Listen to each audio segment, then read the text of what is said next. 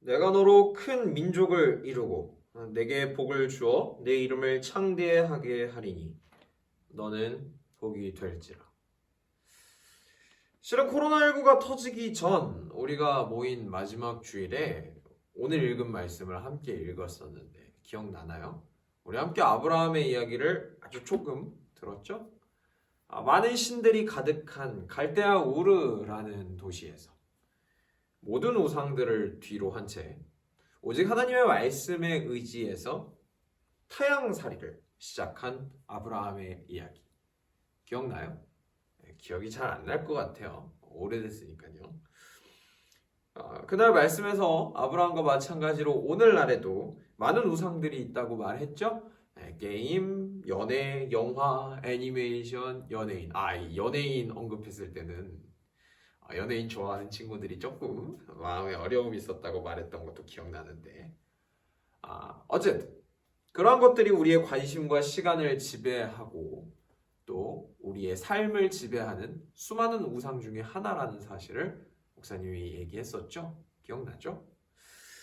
그래요. 아브라함은 수많은 우상들 중에서 오직 하나님의 말씀에 반응하여 자신의 모든 걸 내버리고 하나님 말씀에 순종한 사람이었어요. 하나님 말씀 한마디에 고향, 친척, 아버지의 집, 그야말로 친숙한 모든 걸 다 버리고 타향살이를 시작한 사람이었죠. 이렇게 하나님을 위해 모든 걸 다 바친 아브라함이었기에 하나님께서도 아브라함을 아주 각별하게 생각하셨어요. 하나님께서는 당신의 일을 위해 최선을 다하는 사람에게 그 사람의 노력보다 더 큰 복을 주세요. 이 세상에 자식 애쓰는 모습 보면서 그냥 그 자식이 주는 대로 받기만 하는 아버지는 없겠죠. 그래서 하나님은 항상 아브라함에게 가장 필요한 게 뭘까 고민하셨어요. 당시 아브라함에겐 큰 고민이 하나 있었어요. 그게 뭐냐면 아브라함은 자식을 낳지 못하는 사람이었어요. 아내인 사라와의 관계 속에서 자식 하나 없는 사람이었죠. 아브라함에게 자식이 없다는 건 항상 아브라함의 마음의 아픔과 슬픔이었어요. 그게 아브라함의 가장 큰 약점이었죠. 성경을 쭉 읽다 보면 아브라함이라는 사람은 뭐 어디 하나 빠지는 구석이 없는 그런 완벽한 사람이었어요. 일단 신앙 좋았죠. 뭐 기록에 의하면 은과 금도 풍부했다고 하는 걸로 봐 돈도 많았을 거예요. 엄청난 부자였겠죠. 그리고 성경 이야기 중에 자기 조카 롯이 어떤 나쁜 사람들에게 납치당하는 장면이 나와요. 근데 직접 그 납치당했다는 소식을 듣고는 자기네 집에 있던 종들을 데리고 가가지고 본인이 직접 칼 들고 나가서 싸워서 이겨서 조카 롯을 탈환해 오기도 합니다. 이렇게 용맹하고 싸움도 잘하는 그런 능력 있는 사람이었어요. 하지만 이런 완벽한 사람이었지만 자식이 없다는 것. 아브라함에게 자식이 없다는 건 정말 가장 큰 약점이었죠. 지금이야 뭐 자식 안 낳고 부부끼리 오순도순하게 사는 게 뭐 로망이고 그런 시대지만 이 아브라함 당시만 하더라도 자식이 없다는 건 자신의 재산이나 자신의 이름이나 자신의 그런 용맹함, 자신의 이야기를 물려줄 자손이 하나도 없다는 걸 뜻했어요. 그러니 아브라함이 얼마나 스스로가 비참했겠어요. 아무리 열심히 해봤자 물려줄 자식이 한 명도 없는데. 아마 주변 사람들이랑 대화를 해도 항상 이런 말을 들었겠죠. 야 아브라함아 네가 잘 나가면 뭐해? 너한텐 자식도 하나가 없는데. 그런 말을 들었을 때 아브라함은 얼마나 큰 비참함을 느꼈을까요? 하나님은 이런 아브라함의 약점과 아픔을 아셨어요. 그리고 아브라함에게 말씀하셨죠. 야 아브라함아, 내가 너한테 아들을 줄 거야. 그리고 그 아들이 네 자손을 하늘의 별처럼 많아지게 할 거야. 내가 네 자손을 저 하늘의 별처럼 많이 줄 거야. 그때 아브라함이 이 말을 들었을 때가 나이가 엄청 많았을 거라고 예상이 돼요. 사라는 아마 이미 애를 낳을 수 없는, 그러니까 아브라함의 아내 사라는 이미 애를 낳을 수 없을 만큼 늙었을 거예요. 아브라함, 사라 둘 다 꼬부랑 할아버지, 할머니였겠죠? 자식을 낳는다는 건 절대 불가능한 일이었어요. 게다가 하나님께서 주시겠다고 해놓고 아들을 주시겠다고 해놓고선 바로 또 주신 건 또 아니었어요. 오늘 우리가 읽은 말씀 12장에서 처음 아브라함에게 내가 너한테 자식을 주겠다고 말씀을 해놓으시고는 정말 많은 사건들이 지나간 후에 21장에서야 비로소 아브라함에게 아들이 생깁니다. 중간에 참 엄청난 일들이 많았어요. 12장에서 21장 그 사이 거의 10장 가까운 분량이죠. 그 분량만큼 엄청나게 많은 일들이 있었어요.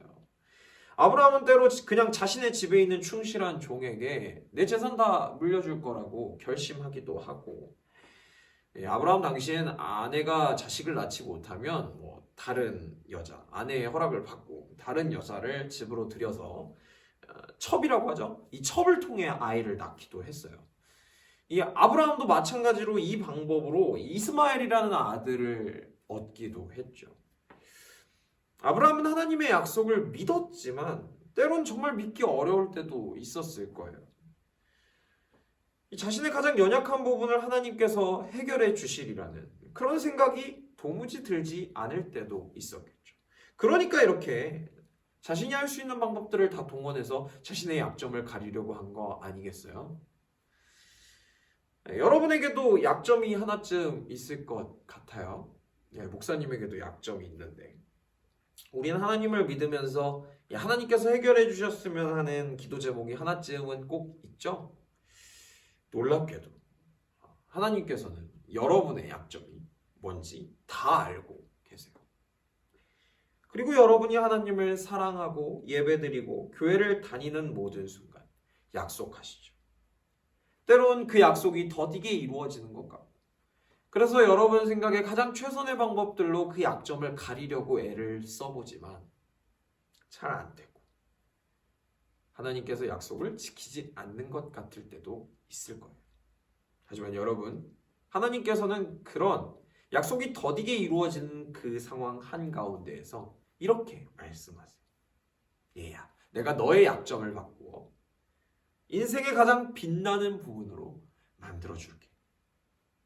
여러분 꼭 이 한 가지만 기억했으면 좋겠어요. 이 아브라함의 이야기를 들으면서 꼭 이 한 가지만 기억하세요. 여러분, 하나님께서는요, 약속하신 건 반드시 지키시는 분이세요.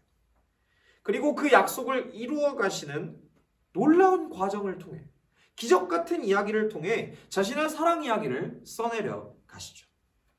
마침내 21장 12장에서 시작된 그 약속이 마침내 21장 아브라함이 100세라는 나이에 사라에게서 자신의 아들 이삭을 얻게 됩니다. 이 말이 100살이지 100살이라는 나이에 애를 낳게 될지 상상이나 할 수 있었을까요? 여러분 생각해 보세요. 100살을 잡수신, 연세가 100살이신 할아버지 할머니가 아들을 낳았다고 생각해 보세요. 상상도 할 수가 없겠죠. 그래서일까? 21장 7절에는요 이렇게 기록되어 있어요. 이 히브리 사람들의 말을 그대로 번역해서 뉘앙스를 살리면 이런 말이에요. 사라가 한 대사죠. 와, 사라가 애 젖먹인다고 누가 아브라함한테 말할 수나 있었겠냐. 그런데 내가 아브라함 늙음하게 자식을 얻다니. 사라가 이렇게 놀라워하죠. 그야말로 사라도, 아이를 낳은 사라도, 그 아이의 아버지 되는 아브라함도 상상조차 할 수 없었던 그런 일이 벌어진 거예요. 이렇듯 사람은 상상조차 할 수 없는 방법으로 하나님께서는 당신이 약속하신 걸 반드시 이루어 내세요. 하지만 이삭을 낳은 건 시작에 불과했어요. 아브라함에게 약속했던 그 모든 걸 지키기 위한 하나님의 첫 걸음 뿐이었죠. 하나님께서는 이 놀라운 일을 시작으로 아브라함으로 하여금 하늘의 별과 같이 많은 자손을 허락하셨어요. 우리가 이제부터 계속 읽어나갈 구약의 모든 이야기는요, 어떻게 보면 아브라함과의 약속을 지켜내시는 하나님의 신실함을 담고 있다고도 볼 수 있어요. 앞으로 구약 성경의 이야기를 들으면서 계속 이 아브라함과 하나님의 약속을 좀 기억했으면 좋겠어요. 구약 성경을 읽으면서 아브라함의 가장 약한 부분이 어떻게 가장 빛나는 이야기가 되는지 여러분들은 발견할 수 있을 거예요. 도무지 해결되지 않을 것 같던 아브라함의 약점, 그 약점을 통해 가장 빛나는 이야기를 쓰시는 하나님. 여러분, 이 하나님께서 여러분과도 함께 하세요. 여러분의 약점은 무엇인가요? 한번 이 질문에 대한 답을 댓글로 한번 달아볼까요? 무슨 내 약점을 댓글로 달아요. 좀 껄끄러운 친구들은 좋아요. 그냥 댓글로 이름만 적어주시고요. 마음속으로 떠올리기만 하세요. 아무튼 여러분의 약점이 무엇이든지 하나님께서는 그 약점을 통해 가장 빛나는 이야기를 써내려 가실 거예요. 그 하나님을 기대하면서 다음 한 주 우리 경민청소년부 또 한 주 살아갑시다. 알겠죠? 목사님은 다음 주에 또 돌아올게요. 여러분의 약점을 가장 빛나는 이야기로 만들어 주실 그 하나님을 신뢰하길 바라며 목사님은 이만 물러갈게요. 안녕.